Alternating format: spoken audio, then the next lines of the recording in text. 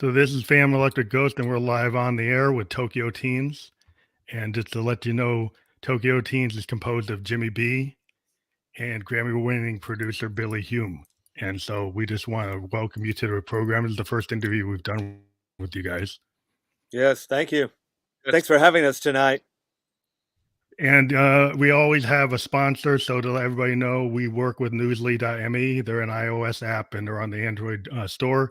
And what happens is they read the news to you in a natural human voice so you can stop scrolling and start listening.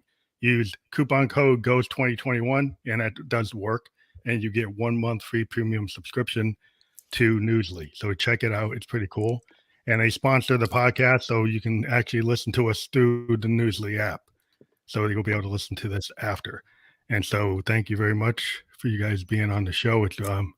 It's just really cool to have new guests all the time. And you guys are significantly involved in the industry. We're going to get into that. But we actually have a video that we're going to play. We're queuing it up. And it's going to be pretty interesting to see because your project's not out yet. So people are going to get a preview of what it sounds like before we get into the interview. Right, right. Okay, so I'm going to play. Put you on mute, and then we'll play this, okay? All right. All right.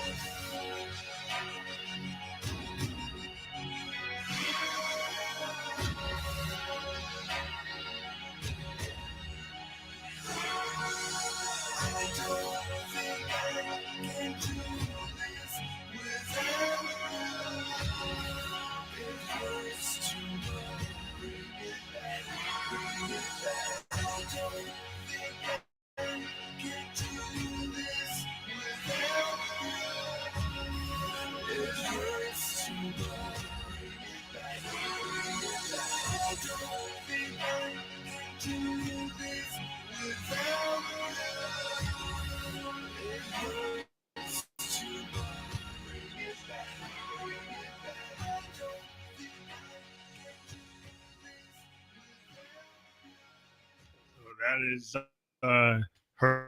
hurts too much, and we're coming back to the main interview. So that is a really great preview. You guys can hear me, right?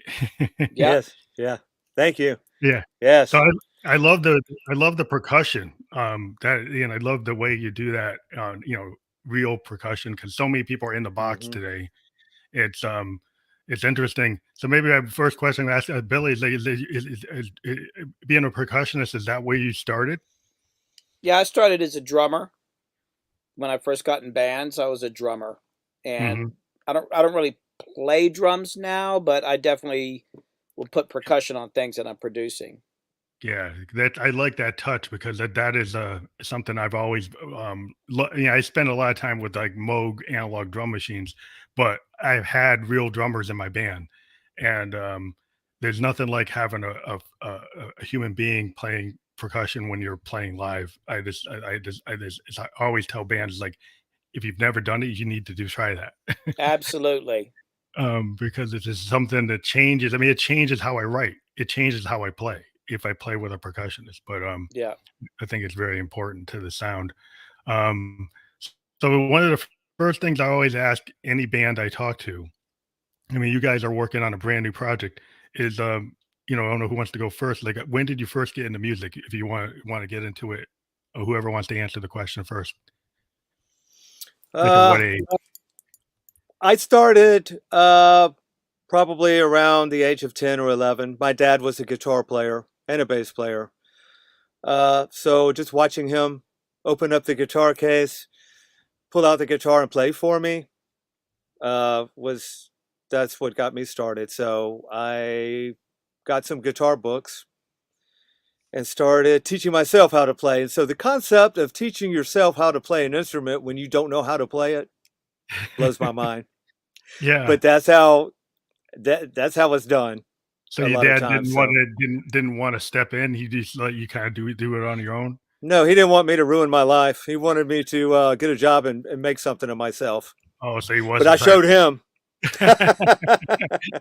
So yeah. So anyway, and then everything took off from there. If you have any talent at all and any interest to develop that, you're gonna stay with it. And it's like a lot of musicians say, you didn't choose music, it chose you. Yeah, it's true. Right. So and that's what happened to me, and I'm sure I can speak for Billy as well. Well, actually, my mom wanted me to take piano lessons. Oh, she did? Yeah, I was like 12 or 13, and this was back in the 70s. Piano wasn't cool back then. Yeah. And I was living on an army base. I lived in Germany. And we were walking through this building, and they had like a nightclub for the soldiers. And she was talking about piano lessons, and I looked in this door, and it was the daytime. They're like, the bar wasn't open, but there was somebody cleaning up, and there was a stage, and they had these cool lights, and there was a drum set on the stage. And I remember looking at that, going, drums are cool. So I just said, hey, instead of piano, can I take drum lessons instead? I just said it because the drums look cool. And she said, sure. So that's how I started playing. It was kind of just so that I didn't have to take piano lessons. Yeah, I mean, the 70s was kind of like the age of like the star drummer, like the Keith Moons and the John Bonhams. Oh yeah, Mitch Mitchells and guys like that. Like, I was always like drawn to Keith because I loved the way that he had this total abandon. That he wasn't keeping time like Ringo. That was like, to me, like the Who were like the first punks. Yeah. Because of that kind of punk attitude that they had. But yeah, I think the drums is something that my parents wouldn't let me do it, so I got on the piano. But then I went and tried to change it by getting into synths and finding like used like Moogs and stuff, and Jupiter 4s I could find and try to use them. And I just and when the MTV showed up and I see all these bands using like Jupiter 4s and the Prophet 5s and Jupiter 8s, I'm like, yeah, that's it. And I was just be at Guitar Center trying to jump on a DX7. Yeah, they're classics now. Yeah, and I was like, yeah, that's it. This is what we need to do. But yeah, it's just interesting. I always felt, do you feel like music, you were going to do it to feel, that it's something that's inside of you, or you were tapping into something that you said it found you, but did you feel like when you write your own music that it just comes, like it's just natural and you just have to do it? Is it like a driven thing? It is.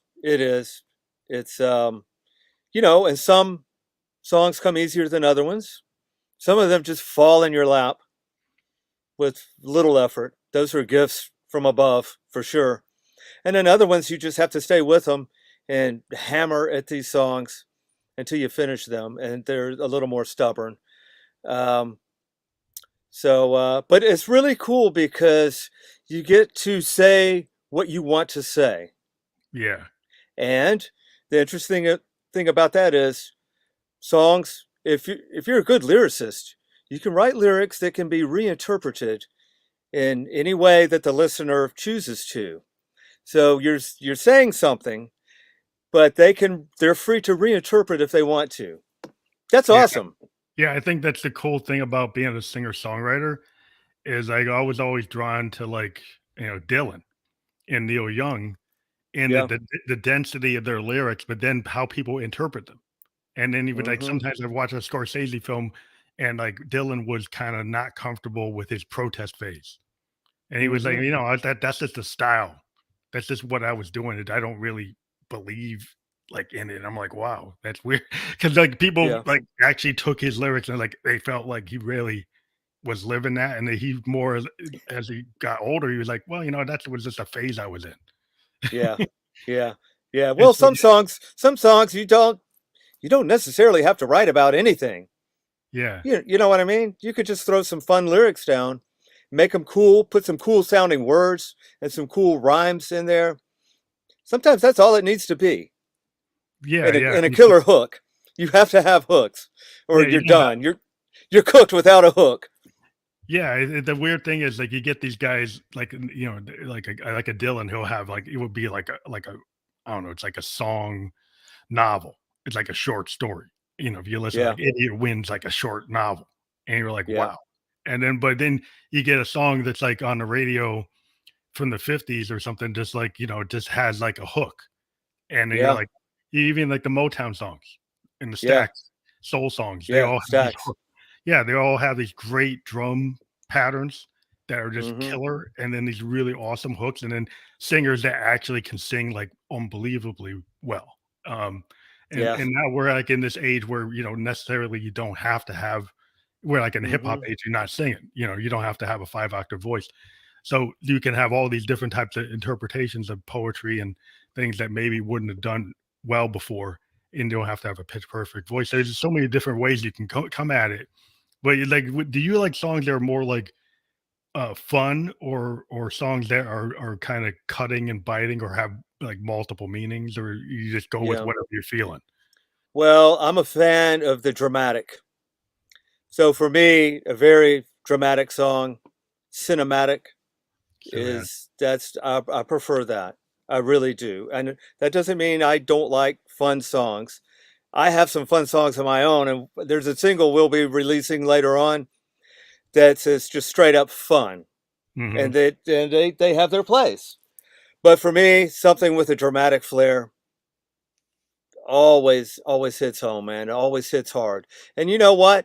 Like, look at the major topics in popular music: love, love lost, love found, heartache, heartbreak. Okay? These are themes, common themes that run through all genres of popular music, and there's a reason for that. And all of that is dramatic. I think that's what people interpret. Like if you're thinking about, like I always go back, I'm a child of the 70s, right? And I listen to something like the Carpenters. Yeah. And the Carpenters songs, those are all like heartbreak. They're all like longing and heartbreak, and they're like perfect. They're like perfect pop. But they have this kind of double meaning because the way Karen delivered the vocal, right? Yes, that's another thing too. The dichotomy between sweetness, maybe a sweet vocal delivery, and a heavy topic. Yeah. Or happy sounding music with the lyrical content that's heavy. Yeah, I love that. I love it. You hit a home run every time. If you could come up with something like that, you're going to knock it out of the park every time. Yeah, you can't lose. If your vocals can kind of really be emotional, but the lyrics are not as emotional, then the vocal list is actually controlling the mood. And it does. Yeah, and Karen used to be able to do that. Like she could sing a happy song, but she had so much melancholy kind of inherent in her vocal. That even if it was happy, it was sad. Well, she had a troubled life. Yeah, it came through.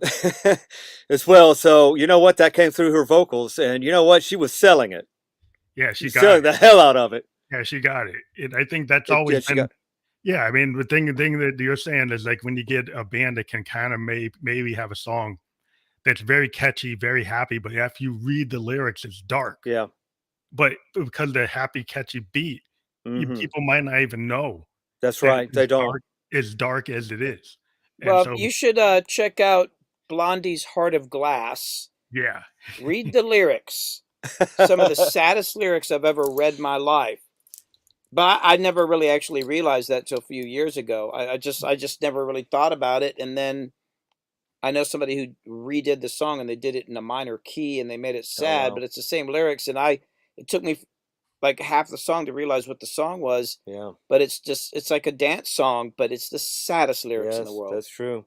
That's that's Very. true. always like a cool device, as an artist. You like. I always Mm. thought of I was watching a documentary on the Beatles, and George Martin was talking about like sound paintings, right?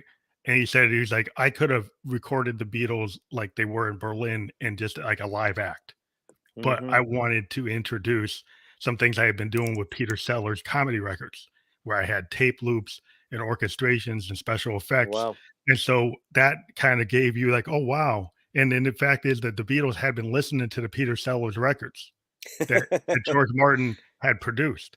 And Yeah.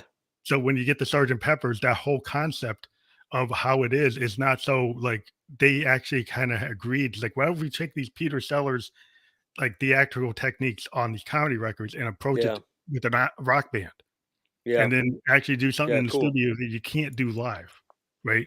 Right. And then it kind of created what people can do in DAWs now, but the Hmm. idea that you can use the studio as an instrument. So how That's much of what that? we do. That's what we do. Yes, we use the studio as an instrument. We're not afraid to experiment. Yeah, I mean, I got into making records because of Pink Floyd. Oh yeah, same right And here. I mean, I like performing, but to me, it's all about the studio. You love the Right. studio. And I think when you really get into the music of Tokyo Teens, you're going to find a lot of drama. You're going to find some deep subjects. There's cinema in Yeah, there. cinematic. I mean, the song we just played was very cinematic. Yes. I can Yes. imagine that like in a film, and it had that Thank kind of you. 80s kind of big bombastic, early 90s, late 80s kind of sound. And I was a big fan of Prince, and I was Hmm. really always interested in how he would use drums, whether they were on a Lynn or using Hmm. the drummers he got. He was always very focused on how to use the drums, and the sparseness of his compositions was kind of like a studio technique that kind of made leave it like a demo. And then he got more expansive, like on something like Love Sexy, he layered the heck out of his Hmm. D50 stuff. But Hmm. there's a lot of interesting ways he would approach things, from being like super demo to super kind of Phil Spector wall of sound on something like Love Sexy. It was Yeah. like he was using the D50 and he just went overboard. I thought it was great. Some people thought it was too much, but you have different approaches, and Hmm. different songs deserve a different kind of vibe. So as you approach a song, you try to feel like a whole album vibe, or you just do individual songs and fit them together, to put into an EP or an album. Well, with this collection of songs, you could call it concept. Concept, cool. You I you love you that. could you could. There's going to be musical interludes in between. So I mean, you could say that, but the songs still stand on their own individually. Hmm. You know what I'm saying? Yeah, So that's pretty cool when you can do that, because I'm a big yeah, fan of the concept record from the 70s. yeah, yeah. Like Me too. overall, I like the Pink Floyd, like "Wish You Were Here," "Dark Side of the Moon," "The I Wall." love the wall, and I got to say this: probably my all-time favorite album by Pink Floyd, other than The Wall, is Animals. Animals is fantastic. And Animals is difficult to listen to because, oh my God, I mean, I need to take a powder or drink myself to death. After it's hard to listen to. It's so emotional for me. Well, I used to listen to it with Lord, with like headsets on the vinyl in my basement in my yeah, me childhood. too.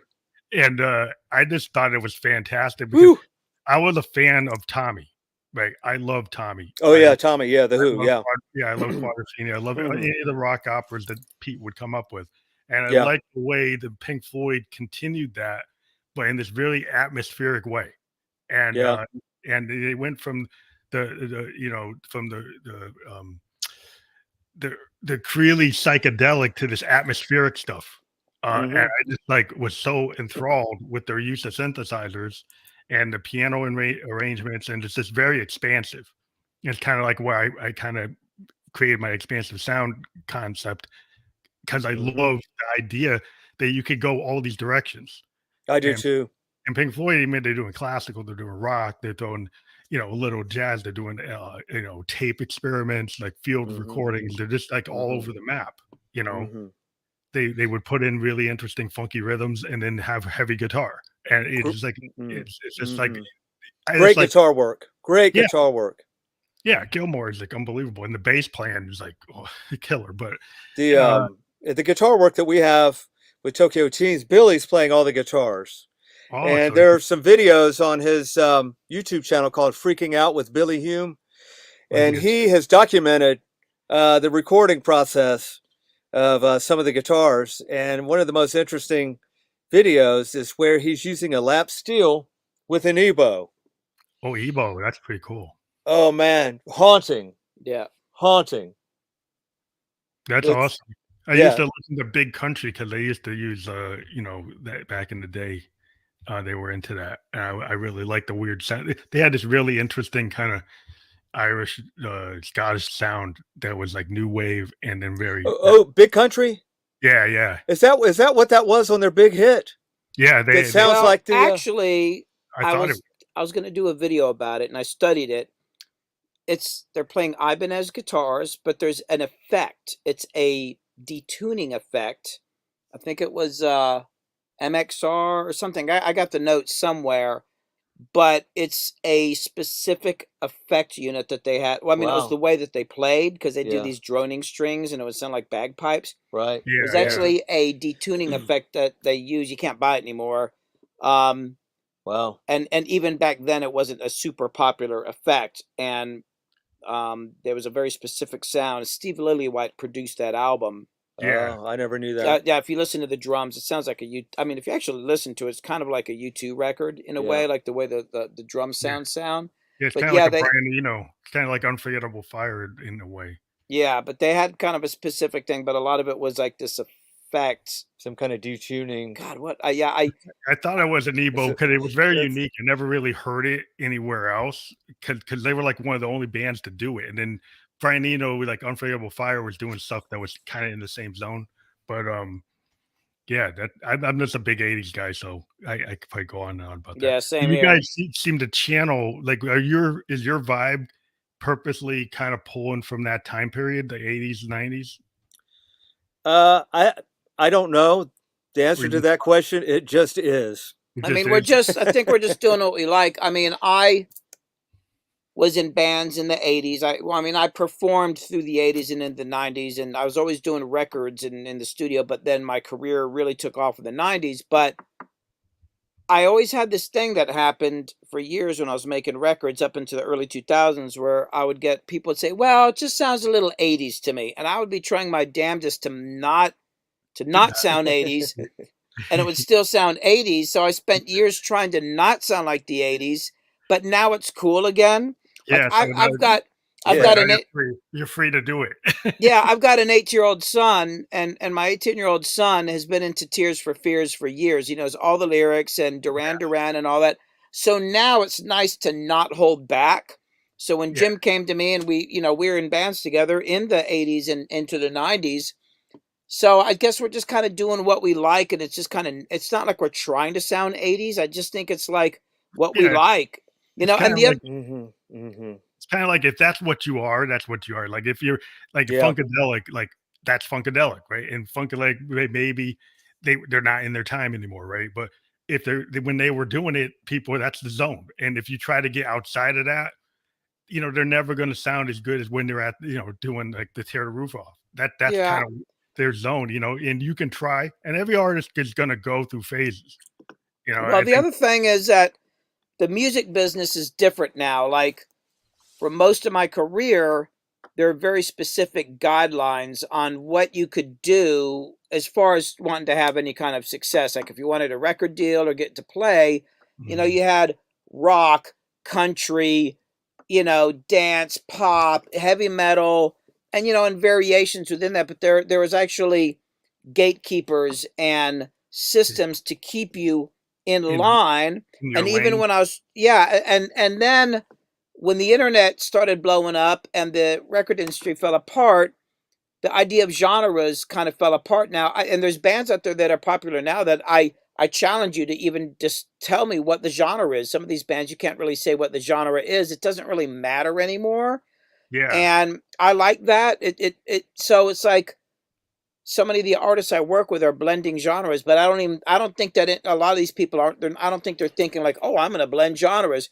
No, They're they're just, they're doing just it. doing what they like, but that was not something easily done back in the old days. Like in the old days, you had to really think about, you know, fine tune. I mean, there were so many restrictions. I mean, one of the bands I was in, or one of my bands, I mean, I had a black guy and another guy that was kind of part Asian, and even that was a weird thing. Like the record label's like, "Oh, we don't know how to market you." I'm like, "Why?" And it's like, "Well, you got a black guy in the group, that and we got to appeal to the brothers, man." I'm like, "What the fuck are you talking about?" That, Yeah. and I couldn't believe it, but. Yeah. Nowadays, no, I remember when Sum 41 became popular. I was like, well, look at that. Like it's a racially mixed group. Finally, but there Finally, you were can do it. so many restrictions back then, and nowadays it just doesn't matter. Like you can kind of do what you want. It's a wonderful time. I think we're in a very creative time musically, as far as the world is concerned. It's a great time to be doing music.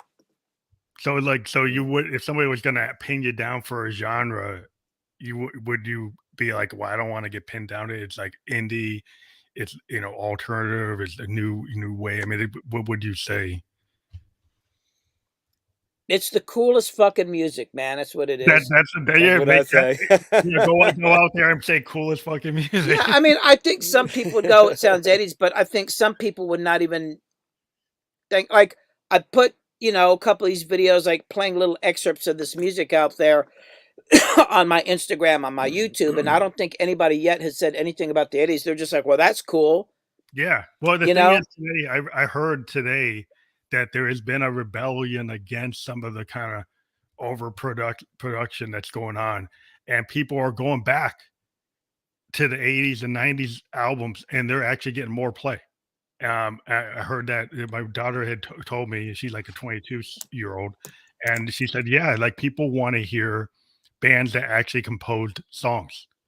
Yeah. Like the Yeah. Steely Dan's of the world and the Pink Floyds and even if you get to like a Guns N' Roses, like a band that actually could produce heavy metal, like a Def Leppard, like they could do it, not." And it was like, where's the next Def Leppard? Where's the next, Axl Mhm. Rose? You don't see that as much. But in the underground, I have, interviewed bands in Germany that channel like Guns N' Roses. They're doing like a new Guns N' Roses, but they're super small, right? Yeah. They love that sound and they're doing it. Or they're doing like a Deep Purple, or there's so many like underground bands that are like, okay, I like that, and that's what I'm gonna do.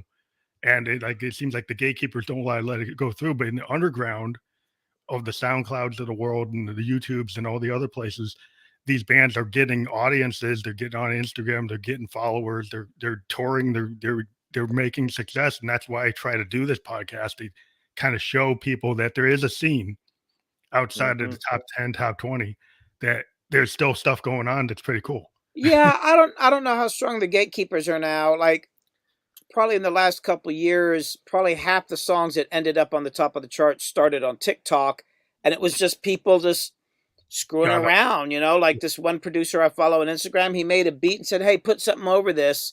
And people would like do something with their cell phone, and one of them blew up and became a top 10 hit, and it was just, I mean, it was like rap music or something like that, but I just think that if you can do something that's cool, people Yeah. respond to it. Like people Mhm. just, there's no, there's really nobody to hold you back if you can get out there and get a following.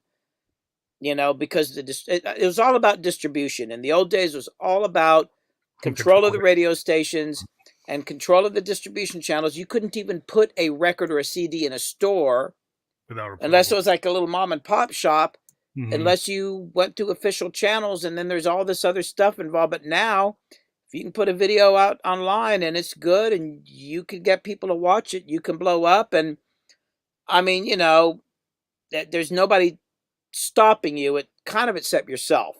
Yeah. I mean, I think it's interesting is that they know that you can, if you feel like you don't have to change who you inherently are as a musician to try to tap into a wave, you can say, you know what, Tokyo Teens, you are Tokyo Teens, and you're going to do what you want.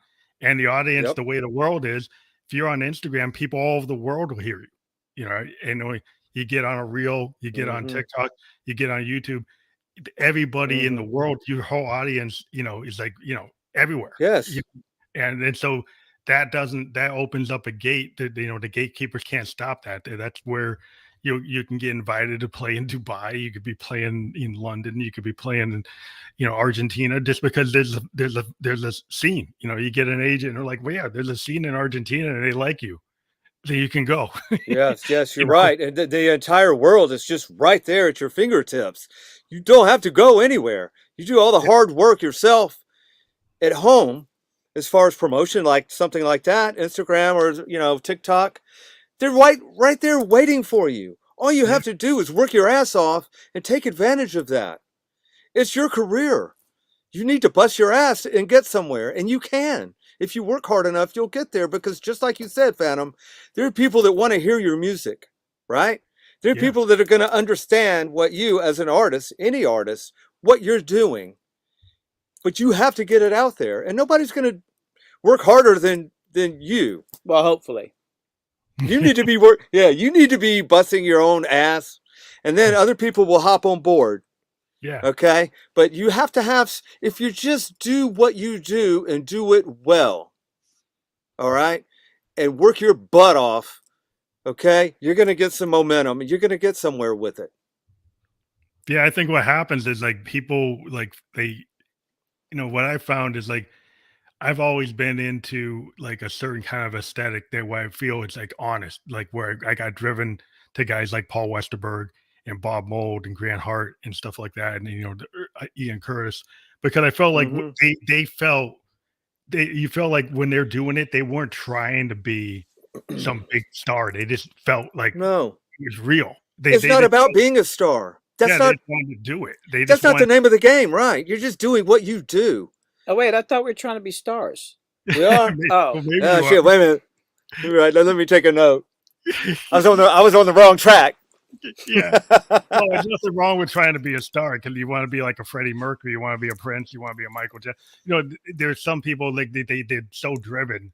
Like, you know, the whole thing with Prince was he broke all the rules. He's like multiple genre, multiple different styles on one record. You know, have a band that's like multiracial and had women in it. And, you know, he's doing all these things you're not supposed to do. And then, you know, eventually Warner getting in a fight with him because he finally started hitting the wall and say, yeah, I want to do this. And they're like, no. He's like, yeah, I still want to do it. You know, and it's just, but I think, like, everybody, I always thought that was a great story in terms of, you know, he's 17 and they let him produce his own record. Yeah. You know, and he just kind of forced it because it is his own pure will of, I want to be as big as I can be. And he learned every freaking instrument and he just did it. And I was like, damn. Yeah. That was like a Hendrix thing to me. And I always, like, looking at a guy being an African-American, I'm looking like guys like Hendrix. And, you know, if you think about Lead Belly and Robert Johnson, I was always driven to, like, these are awesome people. Even Stevie Wonder, you know, all the Motown guys, it was always like, yeah, they just kicked ass. And so you just kick ass, like you're saying, and you believe it, you just do it. You know, you just try to be the best you can be, and just, your audience will come to you. Yes. I mean, they're out there. They're waiting for you. You just have to go out there and get them. Let them know that you're here. But if you sit around and just think about it, they're never going to find you, man. Well, I think also they're not going to know who you are. You think it's like, also, do you find, like, an artist, if you spend too much time, like, in the lab trying to make the most perfect thing, instead of trying things and maybe too scared to try things and put different things out there, right? So a lot of young artists today, they'll just throw things against the wall, right? They'll throw it up on SoundCloud, they'll throw it on TikTok. They don't know if it's good. They don't know if it's perfect. They just do it. And there's an old school thing of, look, I'm going to spend a year trying to get this one track, like to be born to run. I'm going to spend like a year on this track, like Born to Run. Like, there's a place to do that. And I still think there are bands that will do that. But what do you think about that kind of like dichotomy? Well, he was probably working on other songs at the same time as Born to Run. Yeah. I feel like you're touching on something that I think that's important, and it was a big thing with me about becoming a producer. I spent so much time wanting to be really good and wondering if I was worthy, and then I look around and I realize there's guys out there calling themselves producers and getting work, and they're not even as good as me, and I don't even think they think about whether they're good or not. They're just doing it. It kind of comes down to a very simple thing: either you do it or you don't. And going into rap music, when I started doing rap music, it was kind of a big wake-up call for me, because these guys, like, there would be times in the studio where I'd be working, and I always have like a bunch of guitars around the studio, right? And they would look around and see these guitars and not say anything. And at some point I might pick up a guitar and they'd go, "Oh, wow, you actually play it." I'm like, "Yeah, they thought it was for decoration." But then what would happen is I would start playing guitar on something and I'd do something cool. And more than once, one of these guys would look at me and go, "Wow, it's like art." It's art. And at first it kind of bothered me, but I actually found it kind of liberating, because I realized that for years I'd been taking I'm definitely an artist and I'm into art, but it's easy to take yourself too seriously. And these guys were just trying to have a hit song, and they're just trying to make something that could make them some money. So they didn't think of it as art. And I thought that was kind of liberating for me. It's like, oh, I don't have to take myself seriously. We can just have fun and we can just do something catchy. But the funny thing is when you quit thinking about it as art, you're actually more likely to create something artistically unique than when you're spending so much time thinking about being an artist. And it was this amazing thing for me, where I just felt like some of my best work was with a bunch of guys that were not thinking about it as art. They think of it more like they're an athlete, like they're a free agent baseball player or something like that. And I just wanted to hit a home run. And to me, that was like so liberating. And the other thing with rap music I found interesting is that those guys are always in the studio. Like I would have clients that literally had an album come out on a Wednesday, the album they've been working on for a year. And on Thursday, they're back in the studio working on new songs. I mean, they're gigging too. Yeah. But the idea of constantly writing. Yeah, you can't. If you think about Picasso worked all the time and painted an insane amount of pictures. And it's just a numbers game. You just got to do a lot of it. But I've met people like, "Well, I've been working on this one song for a year." I'm like, "Well, fucking good luck, man." Because you like, I look at it this way, like, no matter what you're doing in life, probably 9 times out of 10 you're going to fail. Like people look at my discography and they go, "Wow, you've been so successful." But what they don't realize is that the discography that I show the public is maybe 5% of my work or less. I mean, the vast majority of what I've done has commercially failed, or even to some degree, like just even artistically, I mean, there were just failures. But you got to do a lot of work. So if you're going to fail 9 times out of 10, you got to go ahead and get those failures out of the way. So when I'm doing something, if I fail at something, instead of being depressed, I'm like, "Well, shit, that one's dead. Only 8 more to go." I think that's a really interesting thing, because I think that's why Prince had the output he did. He was pretty much recording every day. And I kind of look at the old school, what was going on in Motown is people would just be writing all the time trying to get the hit. And if it didn't work, give it to another band. If it didn't work, give it to this band, give it to Four Tops, give it to Temptations, give it to Martha and Vandals. They just keep on rotating around, change it around here, change it there. They just kept on producing. The Funk Brothers would just producing all day. And the way I look at it with like Prince, I've been listening to everything he ever did. I'm a fanatic, and he just wouldn't stop recording. they made his house the studio. His house was his studio. Mhm. So he could That- just go yes. into a crazy high level studio and just record every day, and he did. And he's got like thousands and thousands of like songs that are as good as anything he ever did. Nobody's ever heard it. And, Yeah. and to me, Yeah. that was kind of why you saw the output he had, is Mhm. because of that story what Billy was saying. It's like he had so Yeah. much output that you got a piece of it. Yeah, And yeah, then you have to constantly work, constantly. I mean, that's why we're excited. This new album will have 112 songs on it. So we're For working real? all the time, baby. Is this an EP or a full album? Well, this will be an EP, and I don't know. We have at least 2 singles. There may be 3 singles, and then we'll just release the rest of it with the singles as an EP, maybe something like that. Yeah, again, it seems. What do you think of the way the playlist world is? It seems like you have to be in a singles market, kind of like in the Yeah, 50s. yes, you're exactly right about that. And you know what? That's okay. Cool. Yeah, I think it's cool to give the customer or to give the band, to give the fans. I think the fans want to see the bands like actually put out like every month if they can. I've seen a lot of people, they want to, if they're into their band, they'll, the band might put out a mixtape and then they'll put out their official record and then they put out something underground, like on some other format. And people are willing to go after it, especially in the weird. I heard people like saying, "Oh, the album's dead," but then if you go into hip hop, there are concept albums that are all over the place. Yeah. They're like 60-minute, 70-minute albums within the hip hop world, actually gaining traction and people listening to them. So it's just kind of like, you just have to be interesting enough to gate that audience to listen that long. Well, it's wide open, Phantom. It's wide open. So it's pretty much anything goes. You put out what you want to put out. You should be releasing singles, first of all.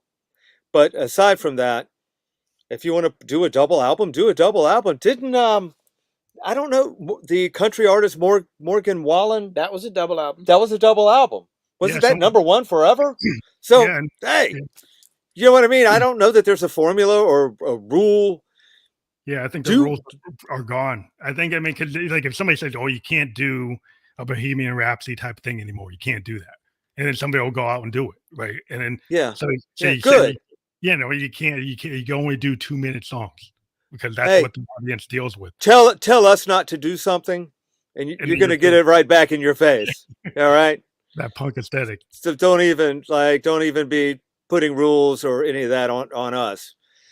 Yeah. We're not playing that, and we're breaking a lot of rules on these records. We're breaking rules, so we're blending genres, we're blending ideas. We're blending concepts together, and it's so exciting. I just can't wait for everybody to hear what we've done. What's the target date for the first hit to drop? That's a good question. First single. Well, I got to finish mixing it first. It's in the mixing stage. He's mixing it right now. I'll probably be done in a couple days, but I don't. We still have to. I don't know get it out there. So you're saying like by summertime or? Oh yeah. We got to get on the ball. Yeah. Because once that drops, everything else will get mixed. I mean, we have to. There's a small amount of recording to do, not much. We'll fill holes. Are you gonna make like? I saw the video you made. Are there official like music videos for the songs, or are you gonna tour it? Or? They're going to be. They're going to be live shows. We'll probably there'll be a lyric video and then an official video for the first single called Forever. Okay, I saw that you're announcing that on Instagram. I saw that. Yes. So that'll be the first single, and then we'll have videos for that, and then we're just going to roll with it after that. I don't know what the next single release after that will be. We haven't really decided. Yeah, it's such a new project. It's kind of like you come up with a game plan and then you start going forward, and then everything's going to change and we'll adjust.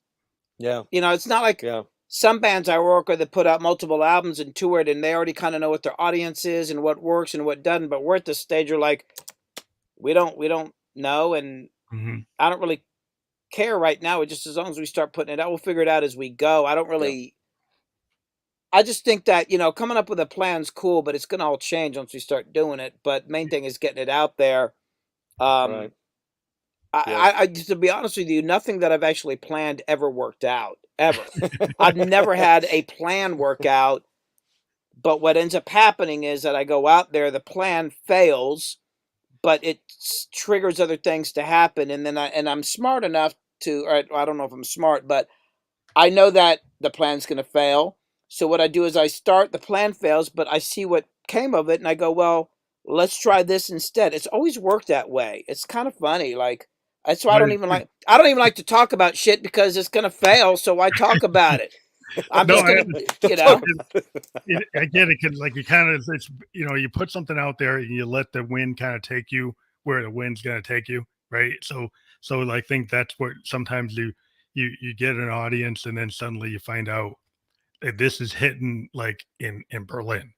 So that's where I need to go because that's where my main audience is. Right. So so you kind of, you could say, well, I'm going to go do here.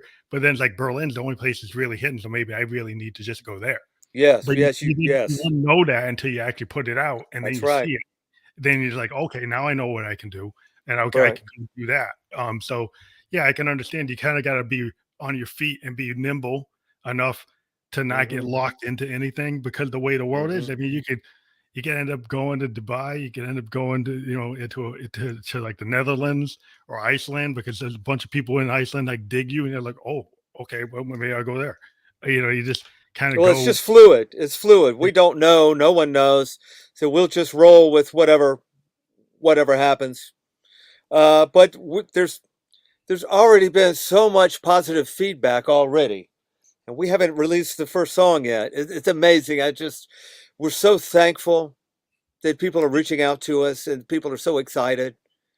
Well, you got a great sound. I mean, the sound that I heard and is just something I think is what I don't hear enough. I've been a child of the 70s and a big fan of the 80s, 90s sound.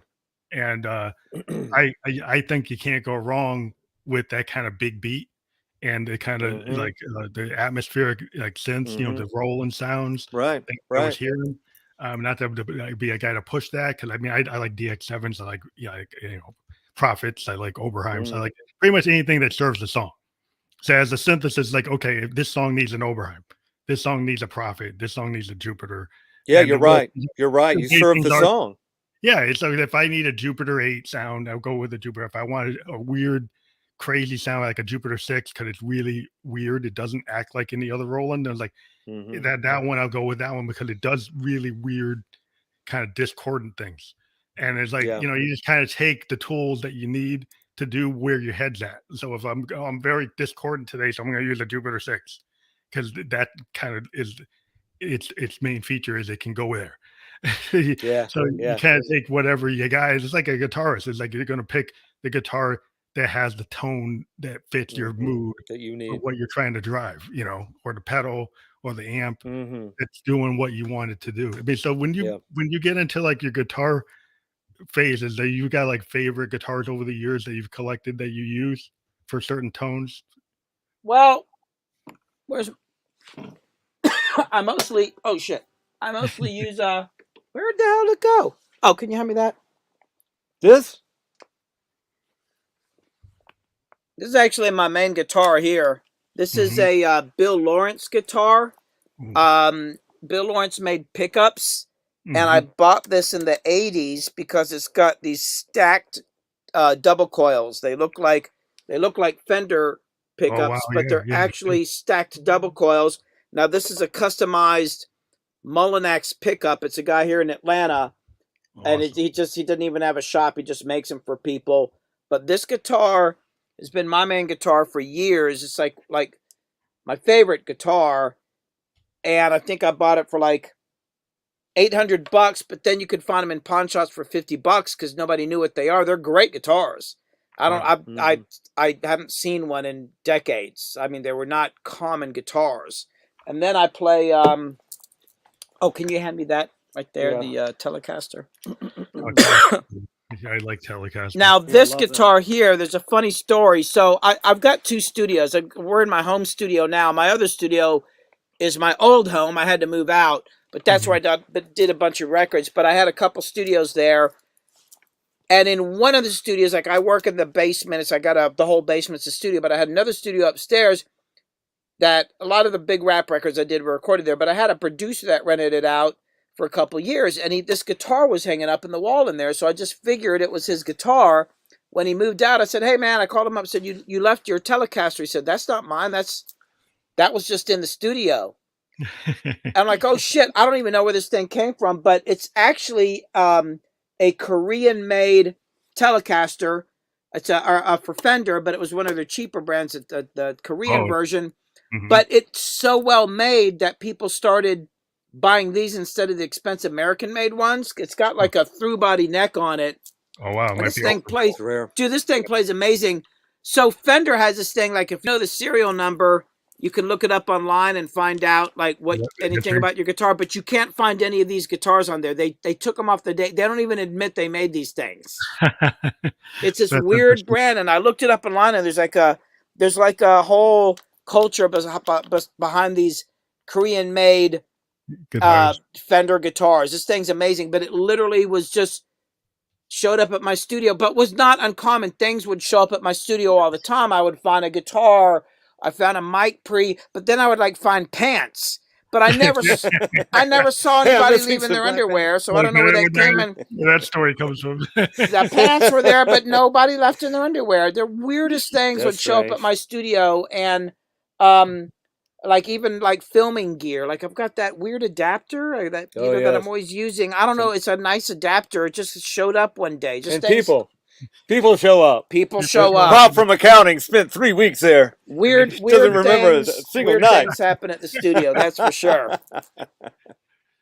So it's like this whole Tokyo Teens. I never had thought to ask you, like, why did you choose that name? Is there a story behind the name you chose for the band? Well, not really. It's just I thought it sounded cool, but it has absolutely nothing to do with the music. Yeah, I noticed. It doesn't mean anything. You ain't from Tokyo, and you ain't a teen. I ain't a teen. I ain't been a teen in a long time, baby. Perfect. No, but it's just one of those things where it's like it's the opposite of what you think it is. It's the opposite. It really doesn't mean anything, but it's memorable. Yeah. It looks cool. You know. Yeah, my kids don't like it. What's wrong with them? Because, well, I mean, they're really into Japanese music and culture and stuff like that, so they think somehow we're like making fun of it or something. I don't know what my kids think I'm an idiot anyway. But you're a silly old man. I'm a silly old man. No, they're kind of like they've not actually come out and said anything, but they give me disapproving looks if I ever say the name. Well, I'm going to beat them with a 2x4. I got a 2x4 right back here. You can borrow it. Just kidding. Yeah. Okay, I'll use a brick then. But yeah, so it means not. It doesn't mean anything. It just sounds cool. That's cool. It'll look cool on a T-shirt. By the way, we'll have plenty of T-shirts for $25 coming up. So hey. Yeah, that's always the thing you got to do today. The thing is crazy. Like if you think about the way the Spotify world is or the streaming world. Oh yeah. You know, I go to New York and I got like 100 T-shirts. I'll make more money than I made on my Spotify for like 6 months. Yeah. You know, because you can sell a poster, you can sell like a CD that you went and made yourself with some company, and you can do better. And that's kind of sad that you can't monetize directly your music at the level. But I guess even back in the day, you weren't really monetizing because you're selling it, and the record company was giving you like 10 cents for an $8. Yeah, but I still made more money when there were record labels. I made more money back then for sure, because music is now. Yeah, the labels were ripping people off, but they were making a lot of money. So even with us getting ripped off, we were still making money. But now music is basically free now. You know, I mean, yeah, it gets paid for, but it's not like people are going to the store and buying music. So it's not like the money that used to be in this business is not. The only way you seem to monetize, what I found is like you got a sync license. You got to sync license your stuff. Like I found a way to get my stuff on if you get on the different gaming sites like Twitch. I actually got a deal with BMI to license my stuff on Twitch, so I get paid like a higher royalty rate than I do on Spotify. If some gamer uses my music in his background, my rate is higher than I would stream it on Spotify or iTunes. And that's how you can get stuff like that where you can actually get a better deal. And it's just weird. You can make good money touring. I mean, some of the groups I work with tour a lot, and live music is very popular now. Like, people love to go see bands. So like the whole live thing is great right now. And so a lot of bands are doing good with that. But the thing is, if you can sell your music or make money off streaming or whatever, and you're doing it on your own, the overall income might not be as good as it used to be. But since you own it, you have more control. Your actual ratio of what you're getting is way higher. Yeah, because in the old days, like you would have to sell a lot of records to make.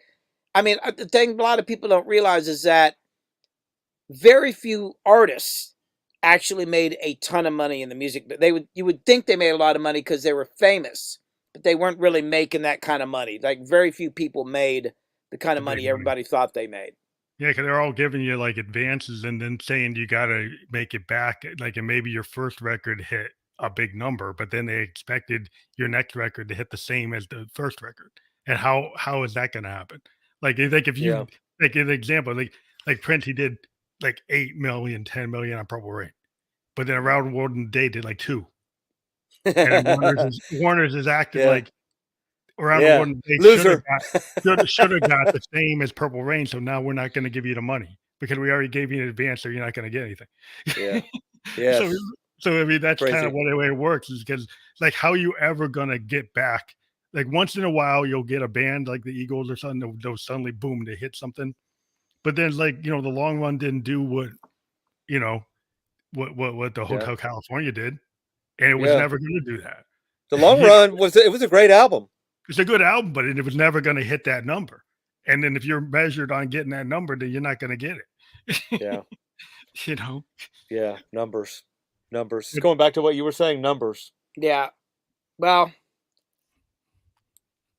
it's just best to try to do it on your own.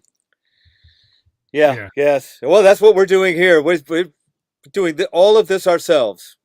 Well, I think doing it yourself, the do it yourself kind of mentality today. And, it's in rap.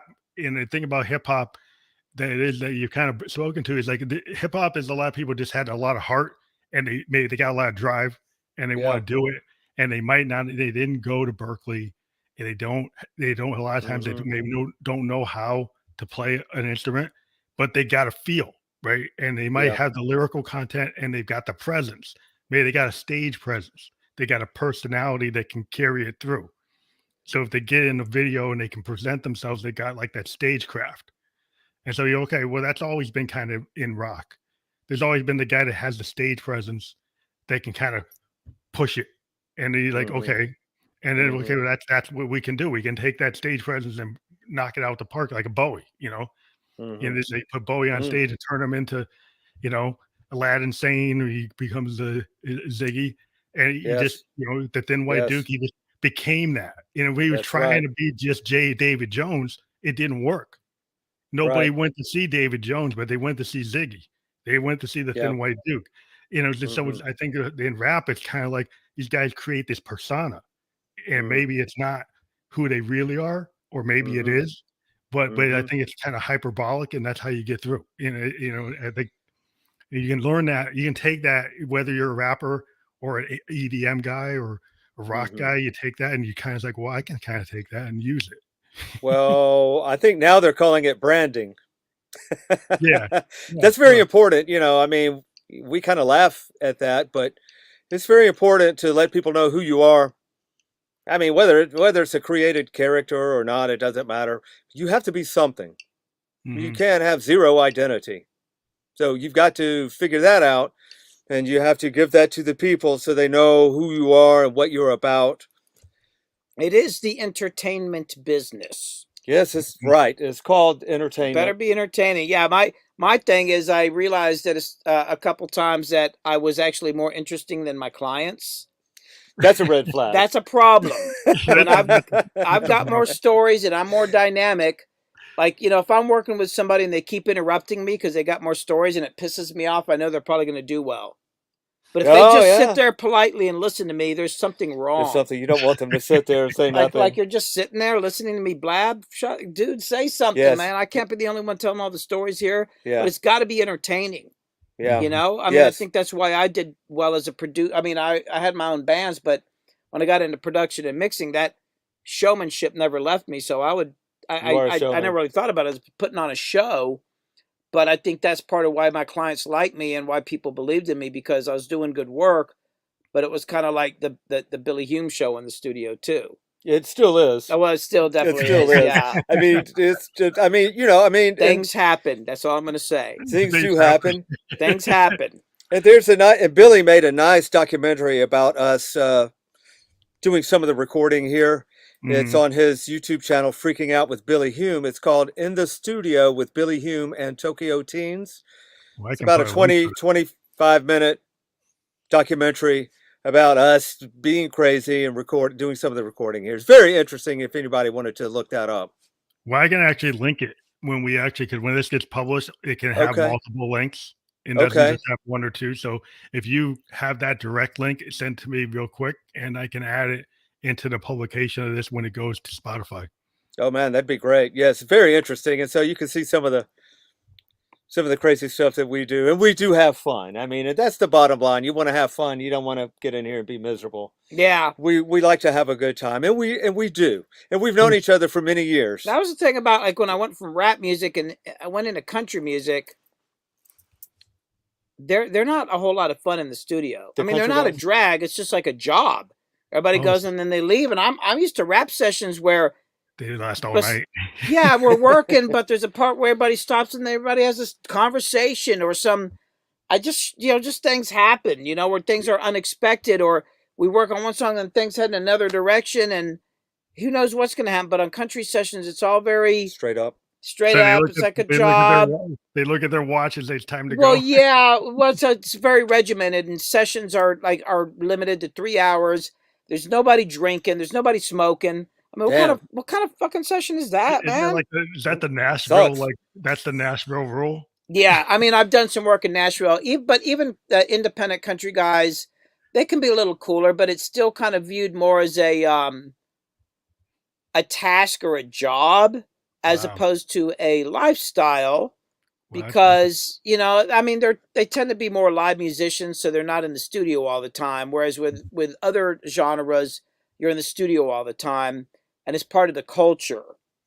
And that was one of the things I liked about rap music, was that it was studio based, and they understood that you're using the studio as an instrument.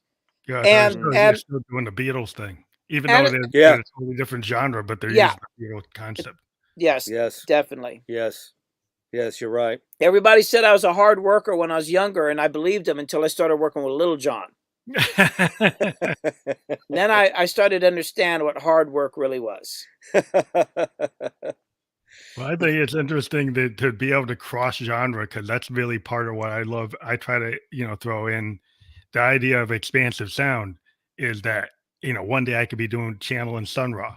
The next day I could be channeling and some Lead Belly, or I could be doing some like Queen, or I mean I can go anywhere I want to go, because I'm not telling people I'm just EDM, I'm just trance, I'm just electronic. I could be punk, I could be Husker Du. We know that you're big fans of Yes and the progressive bands of the 70s. Yeah. I mean, if you think about like Yes is like a big draw for me, just because I like those like 10-minute, 20-minute songs. Yeah. I tend to go there. Right. And when I go live, people like that. The people who want to hear the Ghost, they like to see somebody still kind of doing the Keith Emerson, doing that kind of thing, because they want to see that. Because that when you go out, do you just want to see somebody jumping up and down on a MIDI controller, or do you want to see somebody like jamming out on a mini mode, right, or on a B3? I'd rather see Greg Allman on his Hammond any day. I did go see him all the time.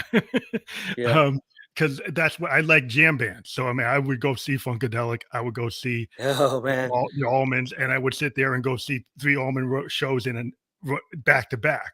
Yeah. Just because watching Dickie Betts and watching those guys, like that's it. That's what I like, and that's that's personally my choice. I think there's some cool hip hop out there where people have done some really interesting things. I like this guy Earl Sweatshirt. I think he's an unbelievable rapper in terms of his lyrical density. So there's some really cool stuff out there. But I'm still like an old school guy, kind of. Bernie Worrell. Bernie Worrell is the guy. Yeah. Yes. You're right. Yeah, I mean, anything he touched. I mean, hip hop is using his licks every day. Yeah. Isley Brothers. Oh yeah, Isley Brothers. Like, I mean, Hendrix. I have some Hendrix stuff with them. I got some songs where Hendrix was playing with them, and he'd be in the in a Chitlin circuit. He was doing backup. Oh, I think I knew that. Maybe I forgot. I think I'd heard that before. Yeah, I actually have some tracks, and you can hear him channeling like "Are You Experienced" type chord changes on an Isley Brothers song. Wow. And it's like before he ever hit big, and that's why he got like kicked out of the band, because he kept on throwing his licks that didn't really fit where Ernie must have kicked his ass. You're out of here. It's like why are you showboating? Why are you showboating? I remember, man, when this album "Go for Your Guns" came out, the album cover, so it's like staged and there's smoke and everything everywhere, and I heard "Go for Your Guns," and dude, that album just blew my mind. Yeah, I mean, I loved him so much. Yeah, there's unbelievable. But so I think we kind of hit our mark. We always go by an hour, but it's always fun. I love to just talk to bands. I get a good vibe, and you guys got a cool vibe. Thank you. I think you guys are going to be really. You've actually hit a time where the audience wants what you're doing, in my opinion. And I think you're going to be very happy with the audience response when you guys play live. And I would love to see you guys if you come around New York or something. Because I'm in that Northeast, so well, we'll make sure you're there. We'll take care of you, definitely. Thank you. Yes, thank you. We enjoyed it. Thanks for having us tonight. Thank you. It's been nice talking to you, man. You're a cool dude. We'd love to do this again if you'll have us back at some point. We'd love to come back for sure. We do multiple shows, so like if you guys have something you want to present, like when your EP is ready, I'm not opposed to doing an album release episode if you're into it. Oh man, that'd be great. Yes, we definitely love to do that. Hey man, we'll put it in the books. Yep. Yeah, definitely. I love that. I love to do it. I've done that a bunch of times with emerging artists, and you guys, that would be really cool for me. That would be an honor to actually be able to get that out for you. We'll do it. Okay. Thank you guys. Have a good night. All right. Thank you. See you, everybody.